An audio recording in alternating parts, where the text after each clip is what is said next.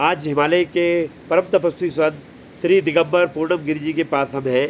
और स्वामी जी की खासियत ये है कि अपने योग ध्यान में तो ये लगे रहते ही हैं 24 घंटे, लेकिन साथ साथ इनको पूरे संसार की भी चिंता है, देश विदेश में क्या हो रहा है संसार में। जैसे कि हमेशा साधुओं का फर्ज रहा है कि वो देश के राजनेताओं को भी मार्गदर्शन दें और देश की जो पॉलिसीज़ हैं उसमें भी अपना योगदान करें। तो उसी कड़ी में भी स्वामी जी हमेशा एक बहुत ही अपने अवेयरनेस रखते हैं, जो भी संसार में घटनाक्रम हो रहा है उसी बारे में स्वामी जी से आज बात करते हैं। स्वामी जी, आप बताइए, आप जो देख रहे हैं संसार में जो सब हो रहा है आजकल, इजराइल और ये जो इस तरह का युद्ध की घटनाएं चल रही है, हमास का युद्ध हो रहा है, तो इसमें कुछ आप अपने विचार रखिए, कैसे क्या आप बोलते हैं और इसका भारत को क्या फ़र्क पड़ सकता है? जी इसका लाभ है। देखिए, ऐसा है, जो इजराइल का और हमास का जो युद्ध चल रहा है, इसमें 3 देशों को तो पहले लाभ हो रहा है। और वो देश पहला रूस है। रूस को ये लाभ हुआ कि जो नाटो और अमेरिका के जो हथियार यूक्रेन जा रहे थे वो इजराइल आएंगे, और रूस को इसलिए कि वो यूक्रेन पर हावी हो सकता है। नंबर 2, चाइना को ये लाभ हो रहा है कि उसके हथियार बिकेंगे। और दूसरा, जो भारत ने रेलवे लाइन का जो बनाया था G20, जो दिल्ली में भी एक सम्मेलन हुआ था, और अरब कंट्रियों से अमेरिका तक जो समुद्रों से और ज़मीन में से जो रेलवे लाइन बन रही थी, वो चाइना बौखला गया उससे, ताकि चाइना का जो ऑल वेदर रोड जो बना रहा था वो रोड में फर्क पड़ने वाला था, और फर्क पड़ने के कारण से जो है उसने झगड़ा करवाने से वो रेलवे लाइन बाधित हो जाएगी, ताकि उसका ये लाभ हो कि भारत को ये लाभ ना मिले। ईरान को ये लाभ होगा कि जो इजराइल का और अरब कंट्रियों का जो तालमेल मिल रहा था, जो मित्रता बढ़ रही थी, वो खटाई में पड़ जा रही, उनसे वो दोस्ती मित्रता ना हो। इस हिसाब से इन 3 देशों को बड़ा लाभ हुआ। अब इससे भारत को क्या शिक्षा लेनी चाहिए? अब देखिए, हमास वालों ने पहले ये कहा था कई साल पहले कि भाई हम युद्ध नहीं है, हम शांति से रहेंगे, और वो लड़ाइयाँ बंद होगी। उसके बाद इजराइल का कोई झगड़ा प्रसाद नहीं था, और सब प्रेम भाव से रह रहे थे, जी और जीने दो। ये उनका मकसद था, चल रहा था। सभी दुनिया का यही मकसद होना चाहिए मेरे विचार में। तो अब क्या होता है कि अचानक रात में 4 बजे 3 बजे 7,000 जो है रॉकेटों से हमला कर दिया गया, और जो उसका रडार सिस्टम को हैंग कर दिया गया। हैंग करने में चाइना का इसमें हाथ और संभावना, और इसमें शंका लगती है कि ये हैंग करने वाला चाइना लग रहा है। और जो रॉकेट चल रहे हैं, रॉकेट लॉन्चर हैं, वो चाइना के हैं, ड्रोन वगैरह ईरान के हैं। तो ये क्या हुआ कि इसमें अमेरिका और यूरोप कंट्री और नाटो कंट्री यहाँ लग जाएंगे, तो यूक्रेन में हथियार नहीं जाएंगे, तो रूस पे जो 20 महीने से विजय नहीं पाया, इतना बड़ा एक महाशक्ति होकर बड़ी बेइज्जती जैसी हुई, जो कि रूस हमारा एक मित्र और दोस्त है। लेकिन हम शांति के प्रिय हैं, इसलिए हम इस प्रकार की लड़ाइयों में किसी का साथ नहीं देते। लेकिन अब बात रही अपने ही ऊपर अगर कोई आपत्ति आती है, तो उस आपत्ति के लिए अपने को पहले सक्षम होना जरूरी है, सावधान होना जरूरी है। भगवान ऐसा ना करें।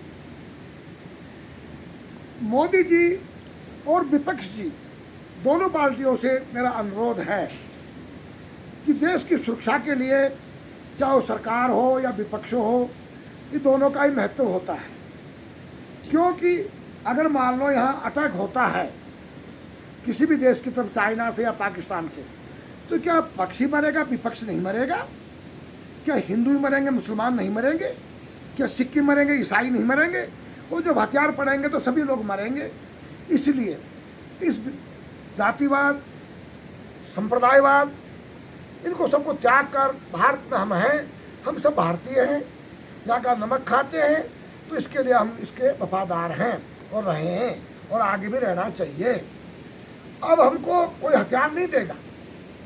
रूस से हम हथियार लेते थे, वो हमको दे नहीं सकता, क्योंकि उसको खुद आवश्यकता हो रही है। वहाँ यूक्रेन में युद्ध चल रहा है 20 महीने से।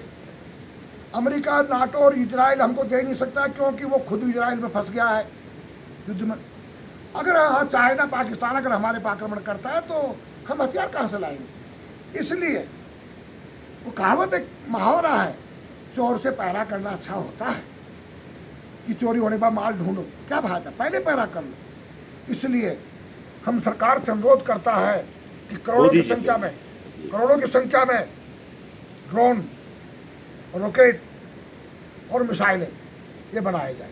और दूसरा, दुश्मन की जहाज रॉकेट, मिसाइल, ड्रोन को मारने के लिए जो डिफेंस सिस्टम है, रडार सिस्टम है, वो भी लाखों की संख्या में होना चाहिए। और गोला और बारूद, ये भी लाखों की संख्या में, करोड़ों की संख्या में होना चाहिए। और किसी भी देश को वर्तमान स्थिति में भारत कोई हथियार ना बेचे, बेचने में उससे दुश्मनी बनेगी। इस पार्टी को दो दल बने हैं, एक दल को देकर दूसरा दल तुम्हारा दुश्मन बनेगा। इसलिए अब इस समय ये गुटनिरपेक्ष होने का समय है। भारत को किसी भी दल की तरफ नहीं खड़ा नहीं होना चाहिए। हाँ, हम आतंकवाद की निंदा करते हैं, जैसे हम हमास को अच्छा समझते थे, लेकिन उन्होंने ऐसा कृत्य किया कि जो हमारे को नफरत पैदा हो गई। वहाँ एक उत्सव मना रहे थे, नाच गान हो रहा था, एक उनका निहत्थे लोग, महिला, बच्चे, पुरुष थे, उन पर अचानक गोलियां चला करके और 260 को मार दिया और कितनों का अपहरण कर लिया। उन महिलाओं के साथ बेविचार किया गया, उनको मार करने के बाद भी बेविचार हुआ और फिर दंगी करके उनको घुमाया गया। क्या ये अगर मुसलमान बहनों के साथ ऐसा होता तो क्या मुसलमान भाई खुशी मनाते? ये तो किसी को भी अच्छा नहीं लगेगा अगर किसी भी महिला के साथ ऐसा व्यवहार हो। कितने बच्चों को, जो छोटे छोटे बच्चों का अपहरण कर दिया, ये कोई मानवता नहीं है। अगर तुम लड़ना है तो आर्मी से लड़ो, पुलिस से लड़ो। तुम नहले बच्चों ने क्या बिगाड़ा होता? बहुत बालक है, बालक तो भगवान का रूप है, इसलिए जो है ये उनकी जो बर्बरता जो दिखाई दी, इसलिए हम इनका विरोध करते कि ये आतंकवादी हुए। फिर पहले हम समझते थे कि ये वहाँ की एक फौज है, लेकिन फौज नहीं, ये आतंकवाद हुआ जो इस प्रकार की बर्बरता करा है। इसलिए न हम हमास के विरोधी हैं, न हम इजराइल के विरोधी हैं। हम केवल जो इस प्रकार के आताताई हैं, जो इस प्रकार का निर्दोषों पर जुल्म करते हैं, महिला और बच्चों को अपहरण करना, उनको गोलियों से मारना, निहत्थों को, उनका हम विरोध करते हैं। और किसी भी देश के हो, किसी भी जाति के हो, किसी भी धर्म के हो, मैं उनकी भर्त्सना करता हूँ और निंदा करता हूँ कि ऐसा ना हो। और सरकार को चाहिए कि पैसे की कमी है तो स्वास्थ्य विभाग को छोड़कर अन्य विभागों के जितने भी विकास कार्य तुरंत रोक दिया जाए और उस पैसे को हथियारों में खर्च करो। देश अगर संपन्न है, क्या इस देश के ऊपर अटैक होगा तो क्या हिंदू ही मरेगा, मुसलमान, सिख, ईसाई नहीं मरेगा? क्या सरकार मरेगी, विपक्ष के नेता नहीं मरेंगे? अगर ये चाहें कि हम भाग जाएंगे तो फिर हम उधम सिंह को पैदा करेंगे और ये जिस देश में जाएंगे भागकर, कोई भी पार्टी का, चाहे वो भाजपा वाले हो, चाहे कांग्रेस के हो, चाहे और गठबंधनों के हो, हमको वहीं उड़ाया जाएगा कि तुम देशद्रोही हो, तुम जयचंद हो, तुम यहाँ से भाग रहे हो। आज इजराइल को देखिए, विदेश में गए हुए इजरायली अपने देश मातृभूमि की रक्षा के लिए वापस लौट के आ रहे हैं। हमको एक परिस्थिति में अपनी मातृभूमि को नहीं छोड़ना होगा। तो किसी भी धर्म मजहब का हो, इस देश में अन्न खाता है, इस देश का नमक खाता है, हम इस देश के हैं। बाकी हाँ, हम इजराइल को भी ये कहेंगे, प्रार्थना करेंगे, अनुरोध करेंगे कि वहाँ जो है निर्दोषों का हत्या ना हो, वहाँ बच्चे और महिलाओं पर हमला ना हो, वहाँ जो दोषी है उनको मारा जाए। ये मेरा उनसे भी अनुरोध है, इजराइल वालों को, या मीडिया के माध्यम से या सरकार के माध्यम से, ये इजराइल के जो राष्ट्रपति, प्रधानमंत्री हैं, उन तक ये बात पहुँचे ताकि जो है किसी भी निर्दोष, निरपराध को दंड ना मिले, दोषी को ही दंड दिया जाए, चाहे वो कोई भी देश का हो जी। और उसके लिए अगर किसी प्रकार की कोई समस्या है तो उसको हम लोग सब मिलकर सॉल्व कर सकते हैं। बिल्कुल, सभी देश, इस्लाम कंट्री मिलकर इस प्रकार के जो आताताई करने वालों को लगाम लगाओ, जो इस्लाम को बदनाम कर रहे हैं, जो महिला बच्चों को मारने वाला सेना हो सकती है? क्या ये मानव है? आज जब इजराइल वहाँ हमला कर रहा है, वहाँ बच्चे और महिला मर रही है, तो तुमको दुख कितना हो रहा है? तो तुमको ही नहीं, हमको भी हो रहा है कि बच्चे तो भगवान का रूप है जो मारे जा रहे हैं। तो ये इसी का सबको निंदा करनी चाहिए। हमास ने जब उन बच्चों को मारा, उन महिलाओं को मारा, तब तुम चुप क्यों रहे? क्या वो बच्चे महिलाएं नहीं थे? क्या उन महिलाओं का अपहरण किया गया? वो विदेशी लोगों को मारा, 10 नेपाली मारे गए, कोई थाईलैंड के मारे गए, कोई कनाडा के, कोई रूस के, कोई यूक्रेन के, कोई अमेरिका के, कोई इंग्लैंड, फ्रांस के। क्या वो बाहर के थे? उनसे क्या लेना देना था? वो तो घूमने आए हैं, आप भी तो घूमने जाते हो। तो इसलिए जो है इन चीज़ों पर गवर्नमेंट को, सरकार को ध्यान देना चाहिए और ध्यान देकर इस चीज़ के ऊपर हम पहले अपनी देश की सुरक्षा के लिए ये हथियारों की व्यवस्था करो। और ये हथियार किसी देश को नहीं बेचना है और अंडरग्राउंड गोदाम करो। और युद्ध में जनता के छुपने के लिए बैंकरों की व्यवस्था तुरंत करनी चाहिए, क्योंकि लड़ाई बंद नहीं होगी, एक विश्व होगा और विश्व में परमाणु हथियार भी चलेंगे और ये सब विनाश बचने वाला है। सावधान होने की आवश्यकता है। ये सारे इस्लाम कंट्री वहाँ पहुँचेंगे इजराइल में और इजराइल डायरेक्ट में परमाणु बम डालेगा, उसका असर यहाँ तक आएगा। तो पहले से सावधान होना पड़ेगा हमको। तो सरकार क्यों सोई पड़ी है? ये बड़े बड़े जो पैसे वाली जो पूंजीपति है, तो ये मरेंगे तो उसकी पूंजी किस काम आएगी? अरे कुछ तो देश के लिए भला कर लो, भले आदमी हो।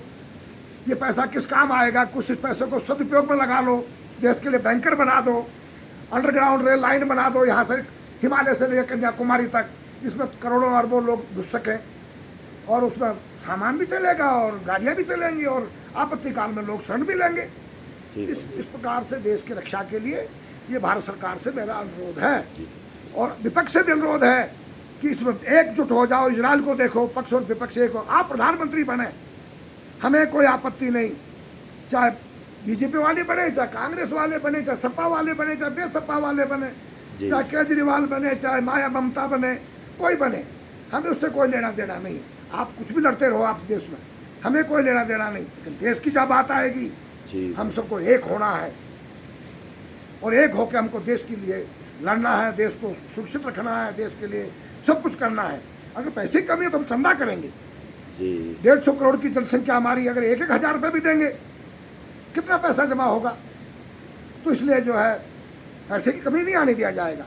बाकी यह है कि इसमें हमको हथियारों की जमा कर लो ताकि आवश्यकता पड़े तो हमको बाहर से कहीं से हथियार मांगने की जरूरत ना पड़े और हम अपने देश की रक्षा करें। चाहे चीन लड़े, चाहे पाकिस्तान, हमारे चारों दुश्मन है।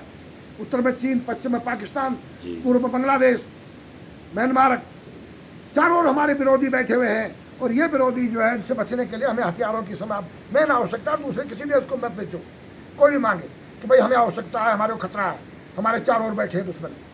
इस हिसाब से लेकर के और देश की रक्षा के लिए काम करना है। और मेरा सभी से अनुरोध है, जनता से भी और सरकार और विपक्ष से भी, कि देश के लिए सबको एक होकर वो करें। बाकी अब चुनाव के अंदर आप जैसे मर्जी लड़ें, वो आपका मैटर है, हमारा मैटर नहीं है। हम तो सन्यासी हैं, धर्मी राजा राज करे, प्रजा सुखी बसे, हम तो सभी की जय जयकार करते हैं। बाकी देश की जब बात आएगी तो हमको बोलना ही पड़ेगा, क्योंकि देश सबसे परी, हम भी इस देश में हैं, विपक्ष भी इस देश में है, पक्ष भी इस देश में है, हिंदू, मुसलमान, सिख, ईसाई, बुद्धिस्ट जो भी यहाँ रहते हैं वो भारत के हैं। और आपसे प्रेम और भाव से रहें, न कि कोई बाहर की विवादों को लेकर या लड़ना भिड़ना बंद, गलत है। जियो और जीने दो।